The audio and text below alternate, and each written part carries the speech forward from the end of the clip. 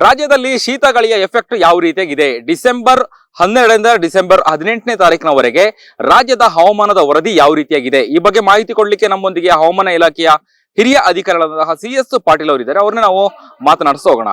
Sir, ಈಗ December 12ರಿಂದ December 18ನವರೆಗೆ ಯಾವ ರೀತಿಯಾಗಿ ರಾಜ್ಯದ ಹವಾಮಾನ ವರದಿ ಮತ್ತೆ ಶೀತ ಗಾಳಿ ಎಫೆಕ್ಟ್ ಏನಾದ್ರು ಆಗತ್ತಾ ರಾಜ್ಯಕ್ಕೆ ಅನ್ನುವಂಥದ್ದು?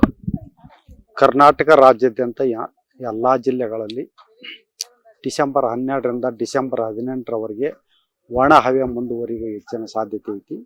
ಉತ್ತರ ಕರ್ನಾಟಕದ ಬಹುತೇಕ ಎಲ್ಲಾ ಜಿಲ್ಲೆಗಳಲ್ಲಿ ಎಂದು ಕನಿಷ್ಠ ಉಷ್ಣಾಂಶ ಸುಮಾರು 10ರಿಂದ 12 ಡಿಗ್ರಿ ಸೆಲ್ಸಿಯಸ್ ದಾಖಲಾಗಿದೆ.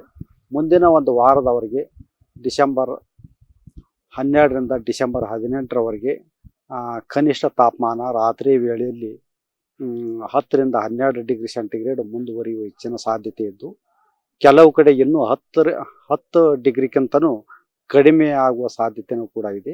ಪ್ರಮುಖವಾಗಿ ಬೀದರ್, ಕಲಬುರಗಿ, ಯಾದಗಿರಿ, ರಾಯಚೂರು, ವಿಜಯಪುರ, ಬಾಗಲಕೋಟೆ, ಕೊಪ್ಪಳ, ಬೆಳಗಾವಿ, ಧಾರವಾಡ, ಹಾವೇರಿ, ಗದಗ ಈ ಜಿಲ್ಲೆಗಳಲ್ಲಿ ಮುಂದಿನ ಒಂದು 4 ದಿನಗಳವರೆಗೆ ಶೀತ ಗಾಳಿಯು ಕೂಡ ಬೀಸುವ ಹೆಚ್ಚಿನ ಸಾಧ್ಯತೆಗಳದಾವು.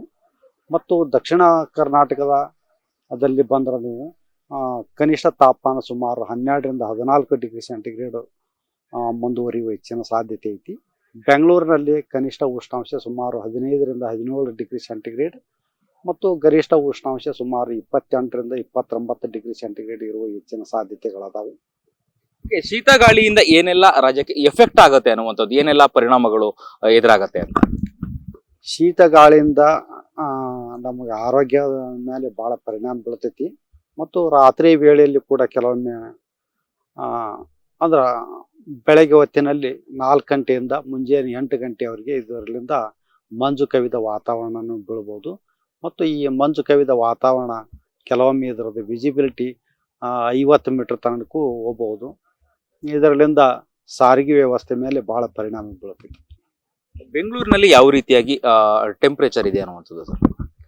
ಬೆಂಗಳೂರಿನಲ್ಲಿ ಮುಂದಿನ ದಿನಗಳಲ್ಲಿ 15ರಿಂದ 17 ಡಿಗ್ರಿ ಸೆಂಟಿಗ್ರೇಡ್ ತನಕ ಬೆಂಗಳೂರಿನಲ್ಲಿ ಹೋಗುವ ಸಾಧ್ಯತೆಗಳದಾವು. ಅದ್ರಾಗ ಹಗಲಿ ಹೊತ್ತಿನಲ್ಲಿ ಗರಿಷ್ಠ ತಾಪಮಾನ 28-29 ಡಿಗ್ರಿ ಸೆಂಟಿಗ್ರೇಡ್ ಹೋಗಬಹುದು.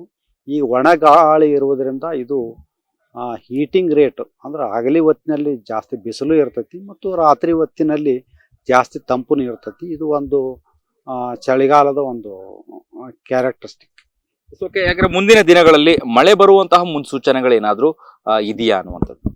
ಮುಂದಿನ ಒಂದು ವಾರದವರೆಗೆ ಕರ್ನಾಟಕ ರಾಜ್ಯಾದ್ಯಂತ ಎಲ್ಲಿ ಮಳೆ ಆಗುವ ಮುನ್ಸೂಚನೆಗಳಿಲ್ಲ. ಎಲ್ಲ ಕಡೆನೂ ಒಣ ಹವೆ ಮುಂದುವರಿಯುವ ಹೆಚ್ಚಿನ ಸಾಧ್ಯತೆಗಳು ಅದಾವ. ಧನ್ಯವಾದಗಳು. ಇದಿಷ್ಟು CS ಪಾಟೀಲ್ ಅವರ ಮಾಹಿತಿಗಳಾಗಿತ್ತು. ಕ್ಯಾಮ್ರಾ ಪರ್ಸನ್ ಉಲ್ಲಾಸ್ ಜೊತೆ ಅಭಿಜಿತ್ ಗಣೇಶ್, ಕರ್ನಾಟಕ ಟಿವಿ, ಬೆಂಗಳೂರು. ನೀವು ಸಣ್ಣ ಆಗ್ಬೇಕಲ್ವಾ? ಅದು ಒಂದು ಉತ್ತಮ ಆಹಾರದಿಂದ ಸಣ್ಣ ಆಗ್ಬೇಕಲ್ವಾ? ಪ್ರತಿದಿನ ನಮ್ಮ ಜೀನಿ ಸ್ಲಿಮ್ ನ ಯೂಸ್ ಮಾಡಿ ಯಾವುದೇ ಸೈಡ್ ಎಫೆಕ್ಟ್ ಇಲ್ದಂಗೆ ನೀವು ಸಣ್ಣ ಆಗ್ತೀರಾ.